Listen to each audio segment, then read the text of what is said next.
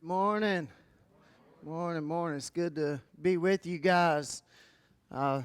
Being out last week, especially, but I'm glad we've got a great team. I knew you guys were in good hands without me. It was not planned to have a Sunday off, but I figured it was the end of Pastor Appreciation Month. I'm like, I'm just not going to show up. Nah, that's right. No, I had some bug that took me down for the weekend. Feeling back to normal, my old self. So thankful for Stephen and Steve and everybody else stepping up to still be a part of worship at Access Point, even in my absence. And I know fully well, even without having seen it, that you guys do quite well without me. But I like being a part of it. So thankful. Well, thank you. So we are getting back to our Sermon in the Mount series. We finally worked our way through chapter 5. It only took 14 weeks to do so, though, so that wasn't too bad, right? Again, what was going to be all three chapters, 5, 6, and 7, be 20 weeks. Again, we stayed in chapter 5 for 14 of those weeks. So now we're going to be in the Sermon on the Mount up till Christmas. Christmas morning, I'll probably not preach out of the Sermon on the Mount, but you never know. But it's been an exciting journey, slowly, deliberately, taking the words of Christ, his sermon, an understanding of what a disciple looks like, and going about it slowly, because there's so much we can miss when we have to stick to a guide. Say we have to get through these verses a day. There's so much that we jump over or breeze through, and for the sake of understanding that it's God's words, it's a sermon from Jesus himself, that we need to take our time. We need to understand verse by verse, letter by letter, what Jesus is telling us, because he shows us in this chapter what a true disciple of Christ looks like. We saw from the very beginning where he reveals a non-optional characteristic of what a disciple looks like. He gives us the Beatitudes. And it's not, you may be this one day, or some of you will fulfill this side, some will do that. No, he gives us a picture of a disciple through all of those Beatitudes, and saying, if you're not yet there, this should be a desire of your heart to look like this, to help other people see Christ in you through these Beatitudes, through the way that you carry yourself, the way that you treat others. All is a reflection of the God that we serve. So he lays out the characteristics of a true believer. Then he shows us, on top of those characteristics, is the role of a disciple of Christ. He says, again, non-optional. You are salt and light in a dark, decaying world. That is the role. That is a responsibility. And again, it's not an option of maybe at times you'll show the light of Christ. Maybe at times you'll bring that purification to a decaying world. But that is who we are as true disciples of Christ. Then he breaks into this long section clarifying the law of God, bringing to the heart of God's law. He shows us not only how we as disciples are to live with a focus on the holiness and perfection of God, but now also saying we are to stand out in a fallen world through the way that we live out that holiness, the way that we display the godliness of God. All of this, very intense instruction, very intense directive on who we are to be as a follower of Christ. And so with the description of a disciple, Jesus is now furthering on this teaching, this one sermon, not a collection of different sermons and sayings that Jesus said. He may have repeated this sermon multiple times, but this main instance we have in Matthew is one sermon continuing the thought, continuing the understanding of, again, are you following me because you've seen the miracles? The great multitudes are surrounding him. He's got his main disciples. He's got other people who say, I want to be a disciple. I want to be a follower. And he says, well, this is what it looks like. This is the characteristics of a follower. This is the role as a follower. And this is showing you as a disciple what it means to follow the laws of God, getting to the heart of the matter with all those 6 statements. You have heard it said, but I say. Not abolishing the law as he was clear on, but fulfilling it through his death and resurrection on the cross, and then showing us this is what matters. The heart of the law is getting to the heart of God, that understanding of ethics and morality and the lifestyle that is expected as a follower. Again, he's truly separating, those who just want to be a part of it, who want to claim the title as a follower of Christ, and those who truly are living for him. And so now, while focusing on the holiness in response to the law, to these expectations, now Jesus is giving us a practical way to live with holiness in mind as we get into chapter 6.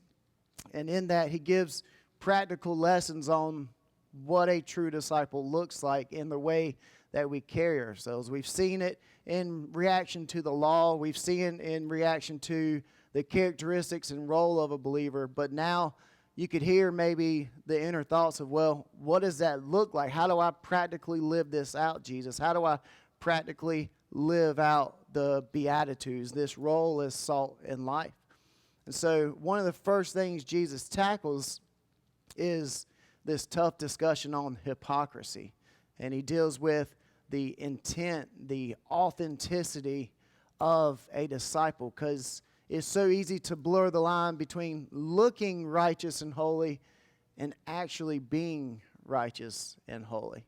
And that's, hypocrisy as a whole. It's an issue that we've all experienced, we've all dealt with in various aspects of life, and that includes inside and outside of the church.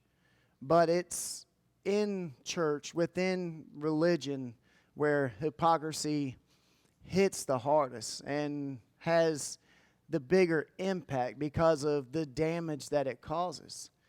And what really happens with hypocrisy is that it blurs the lines of intentionality and authenticity. Because it's easy to look a particular way for a set amount of time in a particular setting or around specific individuals. But what does it mean to be a follower of Christ intentionally, authentically, throughout every aspect of our life?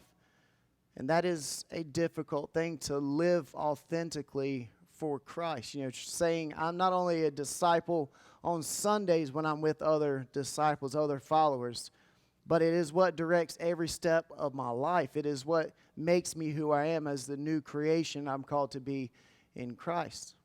But as you're fully aware, we're all fully aware, the sad truth is that we have an issue, an infection, a serious matter of hypocrisy within the walls of the Christian church as a whole. We've all seen it. We've all dealt with it. And we may have even had to tackle some of those issues in our own life with, am I truly living for Christ, or am I putting on a mask at a certain time or with particular people?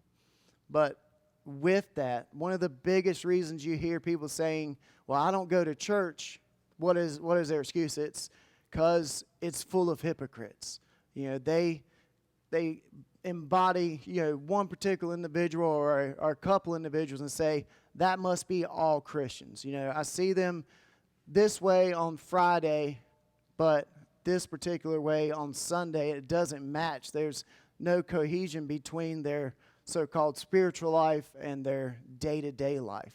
And they say, again, you're preaching and teaching a loving, forgiving, gracious God, but as you often hear me say, you don't embody any of those. You're not forgiving, you're not gracious, and you're far from loving. So why would I follow your God when you're no different from me? And yes, the truth is there are many cases of hypocrisy within church. They're not completely wrong in their accusation. A lot of stereotypes within church begin with a real encounter, and it burns people away from church. It keeps them away from God. Yes, they have to answer for their so-called justification in why they don't go to church. But the sad point is there are many Christians who keep unbelievers or former Christians and believers away from the church because we don't embody the God we say we serve, the God that supposedly changed our life. And so hypocrisy is their crutch, and it says, I'm not coming back to this church or any church for that matter. And yes, the church has dealt with it throughout its entire history. We see it early on in the early letters throughout the beginning of church history. And because of that, already Jesus, understanding the hypocrisy within the Israelites, within the Jewish community, he knows it'll be a part, unfortunately, of the future church in him, the church of Christ as a whole. And so he addresses hypocrisy and authenticity and intentionality in chapter 6. And in doing so, tackling this issue, he focuses on 3 important pillars of first century Judaism. He looks at giving, looks at prayer, and he looks at fasting. These 3 both were and still are the most prominent practical requirements for that personal piety, to show that one is righteous, one is a true follower of God, as a good Jew, as a good Israelite. These are expected. And not only is it expected, but I show the church, I show my family, I show the community that I am a righteous Jew because I give, I pray, I fast, and I want to make sure you know that I do all of these. But as Steve alluded to and talked a little bit about last week, is the entire focus here with Jesus is motive. It's the intent behind why we do what we do, both as a individual in our family, how we treat our family, and how we reflect Christ in our lives. What is the reasoning behind my giving? What is the reasoning behind my prayer? What is the reason behind a time of fast? What is the reasoning behind volunteering and helping? What leads me to do these things? Jesus already had dealt with seeing, and calling out the Pharisees and scribes, the high priests, the various members of religious elite within Israel, and already saying, look, there's a lot of, looking the part without allowing God to change the heart, allowing God to change who you are. You put on a show, you put on a mask, require the same from everyone else, but yet you yourselves aren't truly the person you're pretending to be. You're living out, this persona when necessary, but that's the only time. And so Jesus is focused on motive. And already we've seen he's focused a great deal on the characteristics, the responsibility of a disciple, and they are daunting. It is a huge responsibility to truly say, as we sung, my heart is yours, God. If my heart is yours, then that means I'm not putting on a mask. That means that when I serve, when I give, when I pray, it's for you. And so the responsibility of a disciple as a follower of Christ is a huge responsibility. And so now he directs our attention to the motives, the intent behind the things that we do. We say we're serving God. We're doing the things that, as you often hear me say, the checklist of Christianity. We're doing the things, checking it off, but what is my intent? What is it that motivates me to do these things as a Christian? The good deeds as a follower of Christ. So what Jesus is doing, he's forcing us to ask ourselves, what moves us to act and behave as we do? And not just in church, but every part of our lives, especially in matters of faith. And Jesus knows that the desire for the praise of men is an ever-present danger in all of humanity. In even the smallest things, we want that pat on the back, right? We want that congratulations. We want that acknowledgement. And so we say, well, nobody Nobody ever says how good of a job I did. Nobody ever acknowledged that I said the right thing at this time. And yes, we want that acknowledgement. Right? It pushes us, it motivates us to act in such a way and in such a standard once again. Well, if this brings praise, adoration, then I want to do that again. But within our faith and our life as a Christian, it's easy to focus more on that. You volunteer, you give, and somebody just, man, I really, you guys are great. You're doing amazing things. And that is what becomes your motivation. We say it started out as motivation to serve the church, serve God, but now I'm simply doing it because I want to hear more of that. I want more praises. I want people to, talk about all the good that I'm doing. So Jesus is forcing us to ask, what is it that moves us, that motivates us, that pushes us to act and behave and say things the way that we do? Already Jesus has shown that righteous standard as a disciple. But now in chapter 6, he addresses the dangers of cultivating an image of righteousness without a heart of righteousness. Again, he's dealt with it with the Pharisees and scribes where they've got the image down pat. Everybody knows those are the most pious, the most holy, the most righteous. But Jesus says, unless your righteousness exceeds that of the scribes and Pharisees, you will not enter the kingdom of heaven. And the people around these Jews were saying, if I have to exceed their righteousness, there's no way you see all the good that they do.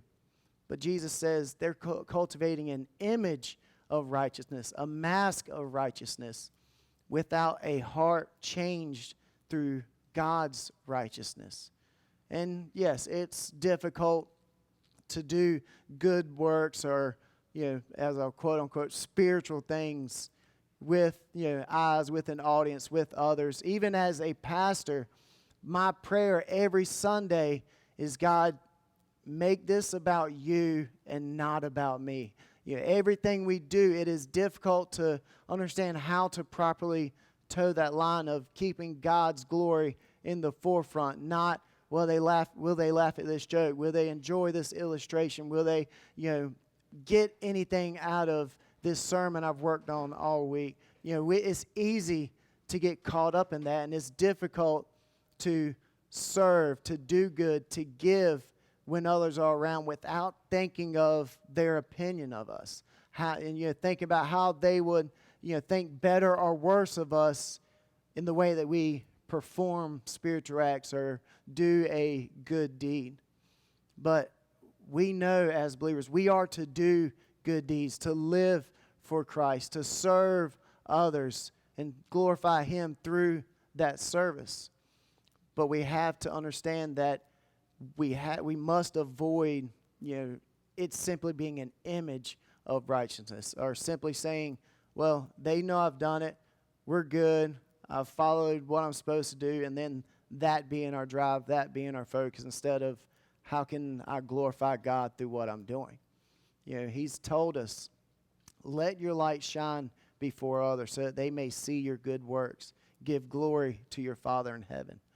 And with that, now Jesus stresses that when you do such deeds, when you serve Christ, when you serve others, have to understand it's easy for our motives and intent to be skewed and focused away from God.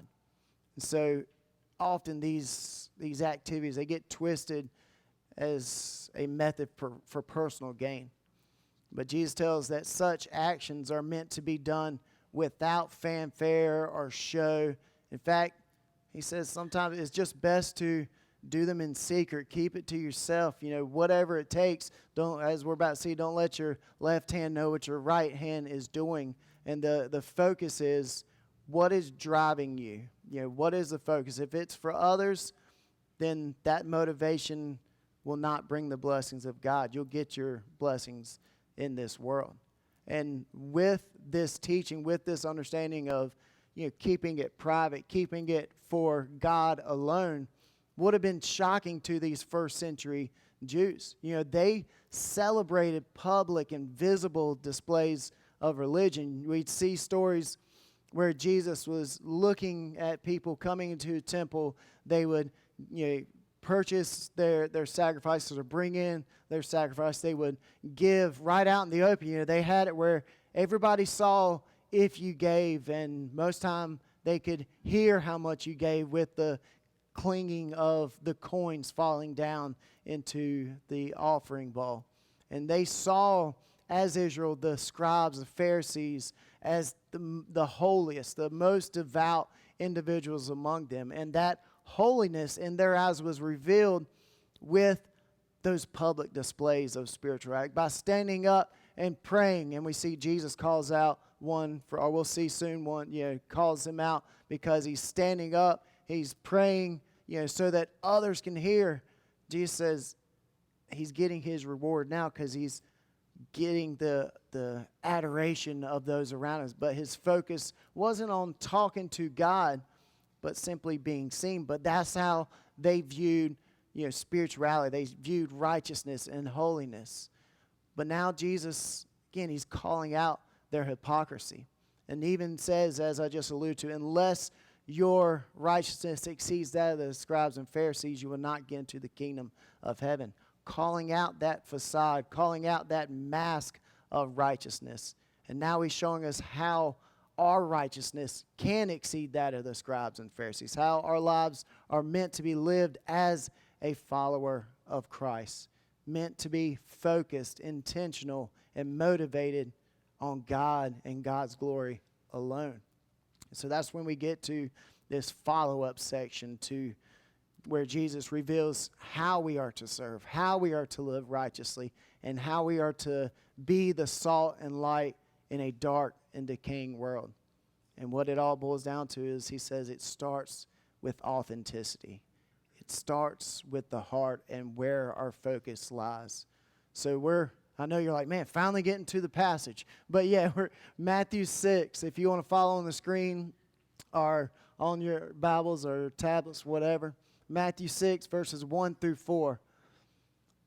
He says, beware of practicing your righteousness before other people in order to be seen by them. For then you will have no reward from your Father who is in heaven. Thus, when you give to the needy, sound no trumpet before you, as the hypocrites do in the synagogues and in the streets, that they may be praised by others. Truly I say to you, they have received their reward. But when you give to the needy, do not let your left hand know what your right hand is doing, so that your giving may be in secret, and your Father who sees in secret will reward you. Again, he showed us, what it looks like to or calling us to live righteous for God. Now he's showing us practical ways of living out that righteousness in him, starting with prayer, or starting with giving, next into prayer, and into fasting. But they all boil down to the 5 words that we see: to be seen by them. These words are critically important to our understanding of this passage. As we've already talked about, it's intentionality. And so we read, or one of the issues we come across, though, is we read Jesus' earlier words to let your light shine before others. Okay, so I make sure people see my righteousness, see the light of Christ in me through my giving, through my prayer life, so that they know that is what righteousness looks like. That's how first century Jews understood. That is what righteousness is. But now focusing on giving, he says, but when you give, make sure it's not for show. It's not for flashiness, because true righteousness isn't focused or motivated on how others view us, how others praise us. And so we say, how do these go together? To let my light shine before others, but when I do give, when I serve others by giving, or when I serve the church by giving, I do so in secret. We say those don't come together, but they do. Because again, it all boils down to motivation, what pushes us to do so. Jesus is teaching us that the important question should continually be present, and that is, why am I doing this? Why do I give to church? Why do I give to others? Why do I support those who are going through a difficult time? what is it that drives me to show the love of God through giving? We should always constantly search ourselves and our motivation, saying, is my driving force a desire to honor and glorify God? Or am I doing it for praise, for recognition, or for a plaque? If our motivation is for self, then we have to know that what Jesus tells us here is you receive no further blessing, reward from your Father who is in heaven. In fact, he says the one who gives so that he can hear the applause of others, that, he's saying you enjoy that applause here and now, because that's all the reward you get for your deed. You may have a plaque on the wall. You may have something cool to memorialize that giving or that gift, but that is your reward. So enjoy that, because it is fleeting. And that's the only reward you get when your motivation, your intent in the gift is to be acknowledged, to be praised, to be honored by those around you. There's no reward in heaven for those of us who, give for the recognition, for the praise. All the reward we get is the reward of the pat on the back, or the man, you're really great. Those sound good, and you may still get that when you give in private. But if our focus, our intent is simply, how can I be praised? How can I be honored more? Then again, our reward is fleeting and it's earthly only. So what matters more? The praise of our fellow men, or am I focused on giving praise and honor to God? Which is more vital to me? Understanding that I'm glorifying God through my gifts, through serving others in the time of need. Am I focused on bringing glory to his name? So it's all about intent and what drives us. But one thing we have to go back and really focus on is, notice here that Jesus doesn't say if you give. He assumes that you will give. In other words, going back to the non-optional understanding of responsibility and role as believers, he's also giving us an assumed non-optional aspect of living out righteousness, living out as that life in Christ. What does it look like? He says true disciples of Christ will be known for their generosity. It's not if you decide to give, it's when you give. It should not be it's not an option for believers. Rather, it's assumed, it's understood that a follower of Christ will be generous, will be a giver, will be one who serves others through gifts, through financial help, through resources, through physical acts, whatever it may be, giving time, giving energy, giving money to those in need. But with the assumption that we will give, again, is the focus on when we do so, that it's for God's glory and not our own. And so Jesus brings us back, tells us with that giving. Because again, not if you give, but when you give, don't sound a trumpet. Don't make a big deal of your gifts. In other words, going back to recognition, if that's what our focus is, say, well, I get a brick with my name on it, or I get a scholarship named after me. If that is what you want, then that's the reward you get, and that's it. But rather, Jesus says, give because we are called to. One thing that I always go back when it comes to giving, and now that we've got our land and look to build one day, people have jokingly asked, if I give, will you name something after me? Stephen always says, yeah, we'll put your name on a toilet in the church, and that'd be your toilet, So, kind of jokingly, because yes, sometimes, unfortunately, people get bogged down with, how can I receive my reward here by blessing others, when that should not be the focus. I'm not saying it's bad for outside events. If you've got a brick with your name on it, that's great. That's okay. We don't do that here, because giving should be for the glory of God, not for my recognition, not for anyone's recognition. But it is easy. Yeah, I've been caught up in it, where if you give, this is what you get in return. This is the benefit, the reward. It's all about give and take. How can I be praised, recognized, and honored by a service that should already be a part of my life as a Christian? But rather, we give because God calls us to be generous and give to bless others and ultimately to glorify God. You know, people get all the reward when they get a building named after them, a brick or a toilet named after them. You know, that's the reward here on earth.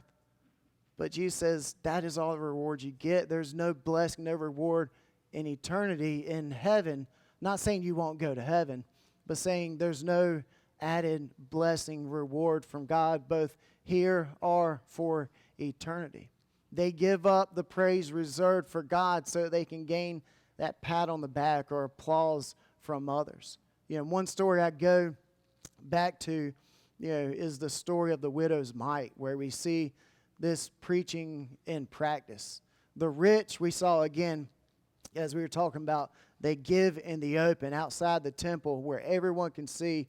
We see the rich giving their large amounts, the coins making a clatter as they hit the offering bowl, as they work their way down. Everybody knows, man, they just gave a lot of money. Did you hear how much they gave? It was loud and it was constant, and it went a long time because they're dumping their coin, their offering to God. How righteous, how holy of them. But Jesus says that was their reward, was the recognition, and that's all. Whereas we see a widow who, as Jesus and his disciples were standing nearby, she put in 2 small mites, which, again, worth 1/64th of a day's wage, which, ESV calls it a penny. She gives in the amount of a penny. And yet Jesus said that she gave more than anyone else because she gave everything she had. She gave out of poverty, where the rich were giving out of their abundance, and they were still rich even after their gift. And what Jesus says, she is blessed. She will get her reward from God. She was looked down on by the audience, like, why even waste your time coming and offering that measly amount? But she gave out of poverty. She gave out of an understanding that this is my service to God. This is me honoring God. This is me glorifying God, because it's not about me. In fact, my offering probably gave me more dirty looks than praise from men. But yet, it's not about them. It's not about me. It's all about God. And Jesus says she will receive her reward. And no, we don't have the rest story of, as she goes home, what happens in ways that God, blessed her. But Jesus acknowledges that she received her blessing from God, both here on this earth and in eternity. But again, we see this story and ones like it because it was common and custom for people in Jesus' day to draw attention. Unlike the widow who wanted to hide that little offering because she was looked down on. But the righteous, the rich would come and draw attention to their giving so that, I am generous. Make sure, everybody see this check. It has a comma in it. You see how much money I'm giving to church, to this foundation, because I need a tax write-off. They put that in fine print. But they want people to see, and that's what they did back then. These righteous, rich Jews would give to be seen, drawing attention, making sure you saw this, right? You heard the coins clatter. And now, yes, people today don't sound a trumpet to project this image of generosity, but we still know how to call attention to ourselves, don't we? We still know how to be seen as generous. And so, really, I think of it this way. If Jesus were to speak these words today, it would go something like this. When you give, don't shout about it. Don't make a Facebook post about it and boast. And don't make a scene of your generosity. Rather, when you give, forfeit any congratulations or celebrations of self, do so privately, calling attention not to you, but to God. And in return, glorifying God's name. If somebody does see you give, help it be an example of service and sacrifice to God and to others. And so while Christians are to be seen doing good works, they must not do good works simply to be seen. Again, understanding that while we do these things, while we give, while we serve others, as our responsibility, our role as salt and light in this world, our focus, our intent has to be understanding it's not to be seen. It's not for the sake of being seen. If you're seen, that's great, that's fine. But if the entire reason behind volunteering, giving, serving is for our own accolades, to add to our own resume, then truly, who are we trying to glorify? God, ourselves. We as followers of Christ aren't to put on a show when it comes to our faith. It may appear at the moment to benefit when we do so, but there's a much better reward and gain in eternity, and there's greater blessings on this earth when our focus, our intent, our drive and desire is for God and His glory alone. And so he says again that our focus should be on Him, seeking only to gain His approval and to give Him the glorification. And as disciples, you and I, we seek His pleasure. We seek His praise. And the reward we are to desire is life eternal with our Heavenly Father. We want that recognition, that praise, understanding that God sees, as God saw the widow's mite, the penny she threw in the offering plate, the penny that was frowned on by others, where she didn't want to be seen, God saw it and God blessed her. So we know God sees our actions, no matter if anyone else sees, no matter if anybody else knows what we've done, God knows and God will bless. We are like children who long for the approval of our mom and dad. We also should long for the approval of our Father in heaven. It was just like last night, flipping between the World Series and LSU Alabama game. My youngest usually hits his last burst about 9:45, and that lasts about an hour. So he's going, and every time I'm fading, he's, Daddy, watch this. Daddy, check this out.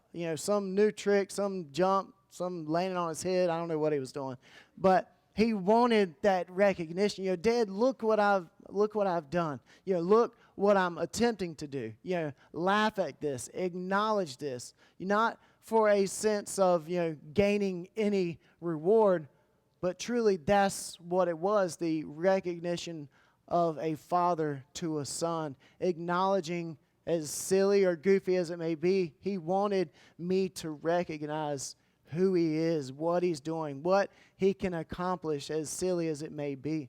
And you and I, as followers of Christ, should live with that focus of, I don't care if anybody else sees this, as long as my Father in heaven sees it, and He is glorified. He is given the praise. And that's why, Jesus' words, don't let your left hand know what your right hand is doing. What He is saying is doing so with the focus of, I'm going to do it for God and God alone, where when I give with my right hand, my left hand's not even acknowledged. It doesn't even understand what I'm going. Obviously, it's a hyperbole. But with that, Jesus is saying your focus, your intent is God and God alone. Now, does that mean we should never let others know about our giving? Not necessarily. It all boils down to motive in our giving, because our generosity is to be motivated by our love for God and our focus on eternity rather than those temporary praises of others. And yet, because of that temptation for pride associated with public displays of generosity, He's saying it's best not to draw attention to our gifts, to our giving for the church or for those in need. So Jesus' illustration makes use of a purposeful exaggeration to make a point, to where we should give with such confidentiality that, if possible, our right hand doesn't know what our left hand is doing or how it's giving. In other words, we should maintain an extremely low profile in our giving, in our gifts, and in our performing acts of mercy and service to others. Again, all about what drives me as a disciple. I'm called to be salt and light. I'm called to live a righteous life for Christ. But how can I live in such a fashion where it's not just an image of righteousness, but it's a heart of righteousness that changes who I am? And Jesus brings us back to that spirit of humility and focus on God rather than self. Because it's modesty, not flashiness, that is the hallmark of a disciple. And so when we give, again, not if we give, he says to do it quietly without fanfare. Because God sees what we do, what we give, and how we give.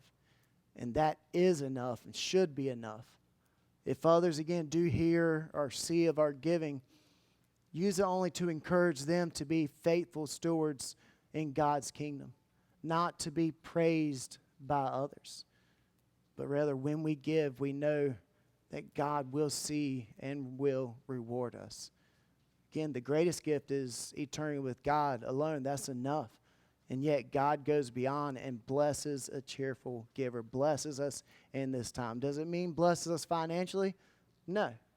It could be, but that's not the case. But rather a blessing of peace and joy, even in our darkest moments, even in our toughest times. And sometimes it means that God will use others to be generous to you, to bless you when you're at your lowest point. Some of the worst times when I was at our lowest financially is when just a random pay raise or a random bonus or little things, a gift that comes your way, and you say, oh, that's just coincidental. I don't know. I don't believe in a whole lot of coincidences, because God does bless a generous giver and a heart of generosity.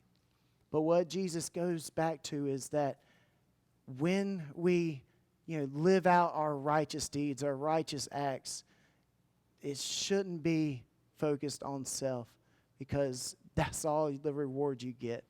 But rather say, I'm going to receive a better reward from my Father in heaven. Even if it's simply the heart of contentment, a heart of joy, a heart of peace and comfort in Him that nothing else in earth can bring.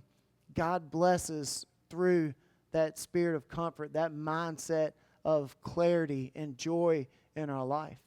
Because Jesus' point is clear. God cares about how we give, how we do good works. And He cares about with the motivation behind them. And He blesses it in return. And I know you might already be saying, well, he's not talking about me because I'm not rich enough to flaunt my giving. I'm not rich enough to want everybody to know that my donation had a comma in it, whatever it may be. So you say, well, I'm safe. AJ isn't talking about me this time. Jesus isn't talking about me this time. But rather understand that we aren't off the hook either, because I'm in your boat. I'm not on the rich end there either. But rather, He's looking at the heart of what drives us. Like the story of the widow's mite, the issue is motive and proportion. She gave out of poverty, trusting that God would use her sacrifice. She didn't do it out of a desire to be blessed, but a desire to serve God. The Pharisees and the scribes were serving righteously for the image, for the look, and they would give to further that image of righteousness. So again, for everyone else, the teaching is, it's not if we give, but because I'm a follower of Christ, I give to others. I help serve others through acts of generosity, even if it's with my time and my energy. I bless others because God has blessed me with a talent or with monetary funds at this time so that I can give to others. And so why do we give? And if we don't, why are we not? Why are we not serving others, serving the church through our giving and through our generosity? We are called as disciples to be generous. Again, it's a hallmark of a believer. So are we revealing ourselves to be a righteous child of God, a true disciple of Christ in the way that we give, the way that we share, the way that we serve others? So while we may not have the full temptation to write big checks to be seen, the understanding that, like the widow, she understood that even her small gift to God, to the community, to others, was something of a sacrifice that God could use to bless others through that act. As small as it may be, it was a service, and it was faithful service to the God she loved. Let's pray. Hey guys, it's AJ Layton, lead pastor at Access Point Church. We're so glad you guys have found us, stumbled upon us, or been long listeners. If you like what you hear, please subscribe to our page, share with your friends. We look forward to seeing you next week.